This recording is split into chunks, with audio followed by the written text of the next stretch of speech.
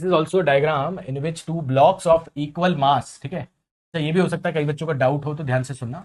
ये दोनों के इक्वल मास दिए हैं आपको डायग्राम में, कनेक्टेड बाय आइडियल स्ट्रिंग है, वैल्यूज ऑफ m दिया है, k2 दिया है, and initially both springs are relax, मतलब नेचुरल लेंथ पे भी है, ठीक है। तो ये एक सेटअप दिया है, दोनों स्प्रिंग के अलग अलग है, बट वो नेचुरल लेंथ पे शुरू में ये आपको सेटअप दिया है, ठीक है। नाउ और इक्विलिब्रियम में मतलब t इक्वल टू mg वाली सिचुएशन है वगैरह वगैरह।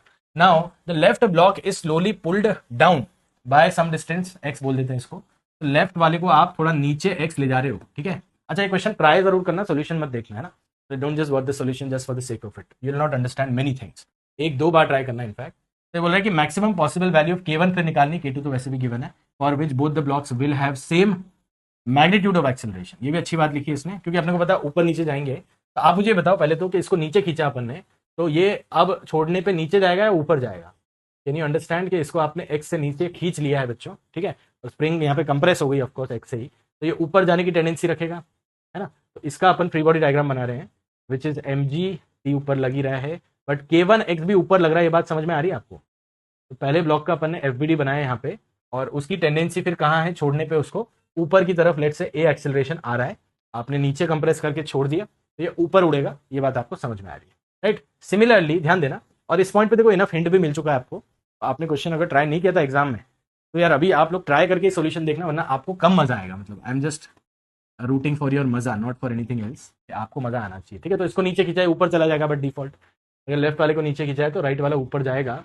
इसका फ्री बॉडी डायग्राम क्या आएगा, देखो टेंशन तो ऊपर ही है, इस पे भी जी नीचे ही है। हाँ लेकिन ये वाली स्प्रिंग क्या हो गई है, एक्सटेंड हो गई है। तो एक्सटेंशन में ये स्प्रिंग नीचे फोर्स लगाएगी k2x, और वही k1 निकालना है अपने को, k2 तो गिवन है। हाँ बट जैसे इसको रिलीज करेंगे, नाउ दिस इज ऑब्वियस कि एटवुड मशीन की तरह अगर ऐसे है और ये वाला ऊपर जा रहा है, तो ये वाला नीचे जाएगा with the same acceleration. Coming back to the language of the question, that they will have same magnitude of acceleration, only directions are different, magnitudes are same. अच्छा ये भी मेंशन करना क्यों जरूरी है कि they have same acceleration, isn't that obvious? Not always, क्योंकि आपके ये स्ट्रिंग के स्लैक होने के भी चांसेस है ना।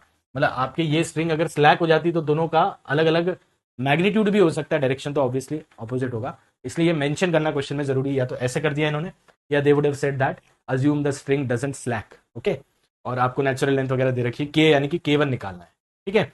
अब यहाँ पे ध्यान देना, अगर आप यहाँ तक क्वेश्चन समझ चुके हैं, सेटअप समझ चुके हैं, तो मैं दो इक्वेशन लिखूंगा, equation 1 and 2 for the blocks. What will they B, k1x, या मैं एक साथ लिख रहा हूँ ना, ध्यान देना।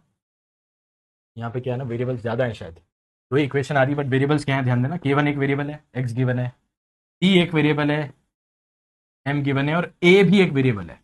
तो if you look at this situation correctly, तो k1 वेरिएबल है, t वेरिएबल है और a वेरिएबल है, मतलब तीन वेरिएबल है और दो इक्वेशन है अपने पास। तो अपने को यहाँ पे एक्स्ट्रा दिमाग भी लगाना पड़ेगा, बट दो इक्वेशन दोनों ब्लॉक्स की लिख पहले लेंगे। इस साइड में इक्वेशन 2 है, इस साइड में इक्वेशन 1 है, एक साथ लिख दी मैंने, समझ में आ रहा है।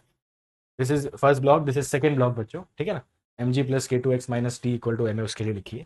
अब मैं क्या बोल रहा हूँ, ए तो वैसे भी अपने को नहीं निकालना है, तो let's get rid of a and let's write k1 निकालना है अपने को।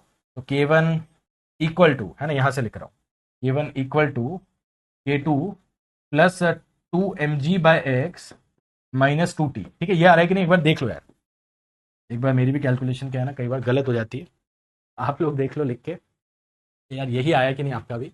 दो ब्लॉक्स की दो इक्वेशन से k1 वैल्यू निकालनी है, तो अब इस पे अपन क्या जजमेंट दे रहे हैं, ध्यान से सुनना, क्योंकि अपने पास दो वेरिएबल नहीं है, तीन वेरिएबल है, दो इक्वेशन है।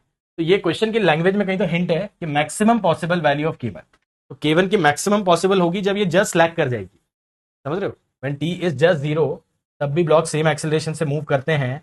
तो t इक्वल टू जीरो के लिए k1 इज मैक्सिमम, यानी कि t equal to zero just slack करने वाला केस है, और नेगेटिव तो वैसे भी नहीं हो सकता। t इक्वल टू जीरो रख के k1 LHS मैक्सिमम कितना आ जाएगा, यहाँ से आंसर आएगा शायद, तो चेक कर लो। बट ये इस क्वेश्चन का मतलब था, किसी का डाउट था तो लिख लेना।